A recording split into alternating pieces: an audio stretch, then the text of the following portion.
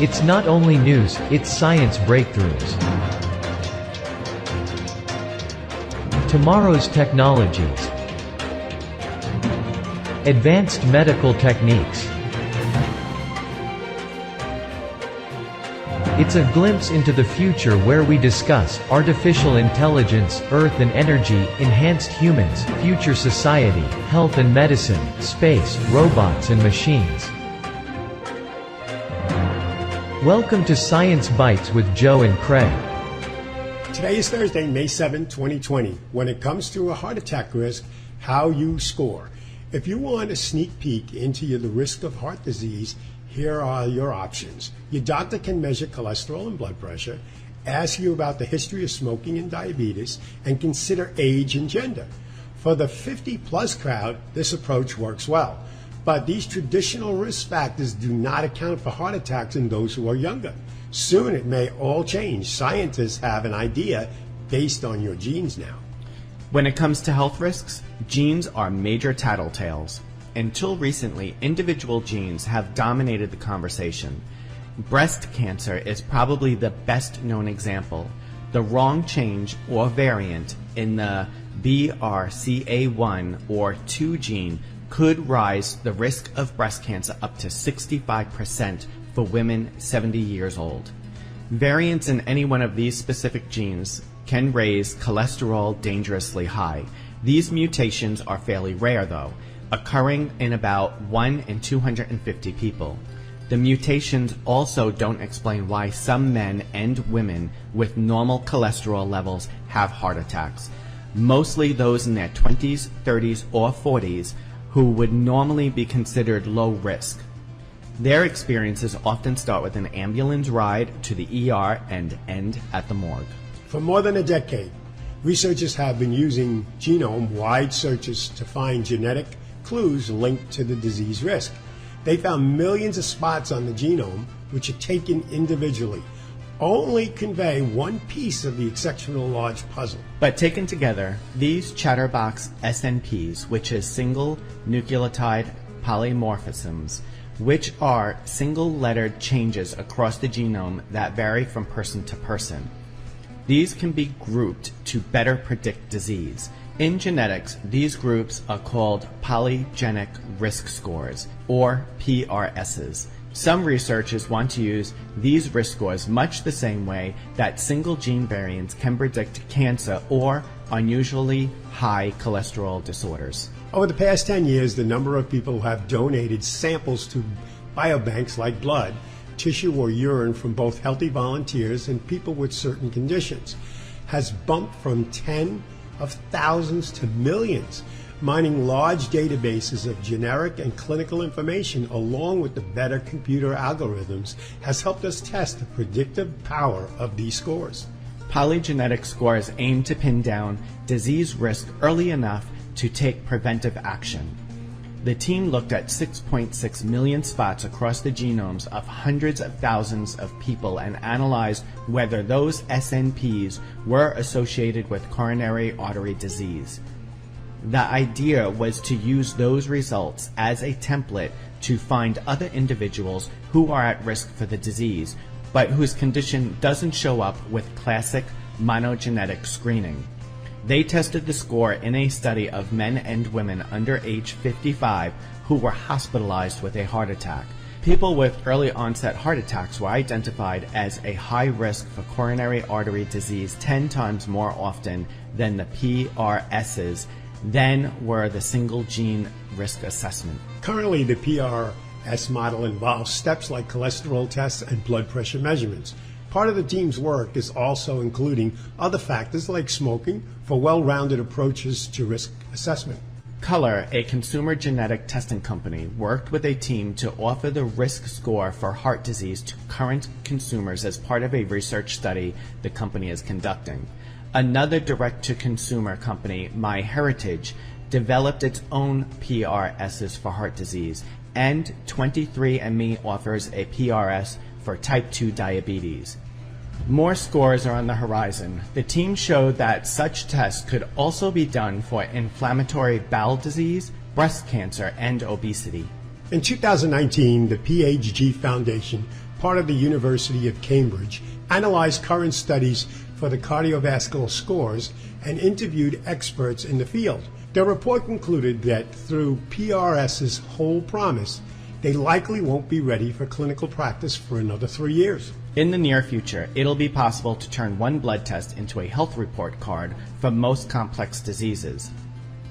It will be an opportunity to tell someone early in life about their future disease risk for many conditions. I think that's really important, Joe. It's going to be good. For the risk scores to have an impact, doctors will need an effective way to communicate results and spark preventative measures, including changes in lifestyle. Yeah, I guess that ties into the smoking, healthy eating, and walking is a really good thing to do. Definitely. Everybody should walk every day.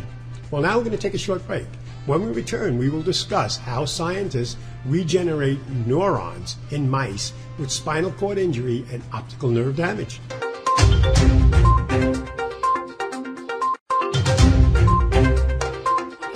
Before the break, we mentioned a new technology to regenerate neurons.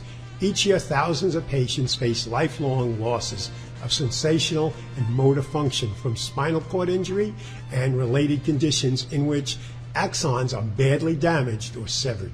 New research in mice shows, however, that gains in functional recovery from these injuries may be possible thanks to a molecule known as LIN28, which regulates cell growth. Like power lines in an electrical grid, long wiry projections grow outward from neurons. These structures are known as axons. Axons form interconnected communication networks that run from the brain to all parts of the body. But unlike an outage in a power line, which can be fixed, a break in an axon is permanent. Each year, thousands of patients confront this reality. The new research by scientists comes to us from the Lewis Katz School of Medicine, Temple University. In the study published online in the journal Therapy, the Temple researchers described the ability of the LIN28, which expressed above its usual levels. It fuels axon regrowth in mice with spinal cord injury and optic nerve injury, enabling repair of the body's communication grid. Their findings show that LIN28 is a major regulator of axon regeneration and a promising therapeutic target for central nervous system injuries. The research is the first to demonstrate the regenerative ability of LIN28 in injured spinal cords of animals. The use of LIN28 is a target for neuron regeneration because it acts as a gatekeeper for stem cell activity. It controls the switch that maintains stem cells or allows them to differentiate and potentially contribute to activities such as axon regeneration. The researchers observed a lot of axon regrowth, which could be significant clinically, since there are currently no regenerative treatments for spinal cord or optic nerve injury. One of the researchers' goals in the near term is to identify a safe and effective means of getting LIN28 to injured tissues in human patients. To do so, the team will need to develop a vector or a carrier system for LIN28 that can be injected systematically and then hone in on injured axons to deliver the therapy directly to multiple populations of damaged neurons. Spinal cord injuries affect about 4 to 5 million Americans per year. As a matter of fact, there are about 300,000 people in the United States living with spinal cord injuries as we talk about the new potential treatment. It's really a fascinating thing. Just to regrow axons is that's amazing. I can't wait to see this actually treat people with really bad spinal cord injuries. Well, it should be pretty interesting. I wonder if it'll wind up with treatments to the neck too, where they cut the spinal cord. That's what I'm thinking. Yeah, should be good. Well, now let's move on to things we just can't stop talking about this week. And this week, we can't stop talking about Elon Musk saying that Starlink network should be going live within 6 months. I can't wait for this because we have absolutely horrible internet service at home. The Starlink network will still be incomplete, but SpaceX hopes to launch thousands of satellites in the coming years. But the beta will be the first attempt to test out whether Starlink can reliably beam internet service down from space. If it works, it could help improve access to broadband and close the digital divide that's only become more of a problem since people started isolating at home. Starlink has remained controversial among scientists who are worried that launching tens of thousands of satellites could prevent astronomers from conducting research, or even become a minefield for spacecraft trying to leave the planet. But SpaceX has made efforts to ease those concerns by changing the altitude at which satellites orbit and apply coatings that make them appear dimmer from the ground.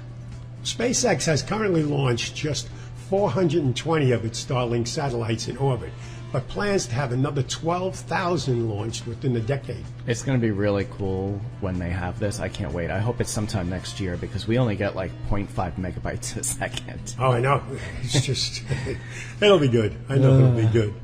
Okay, that brings us to the close of another episode. So thanks for listening to Science Bites with Joe and Craig. We will be back again next week with a new episode. You can find all our episodes on Science Bites for free on podcast platforms by searching Science Bites with Joe and Craig. Joe and I are grateful to you, our listeners. Let us know how we're doing by leaving a review and giving our show a 5-star rating on Apple Podcasts. It really helps move up our rankings so more people can find us. You can also search Science Bites with Joe and Craig in Facebook and leave a review there. Thanks again for listening, and we'll be back next week.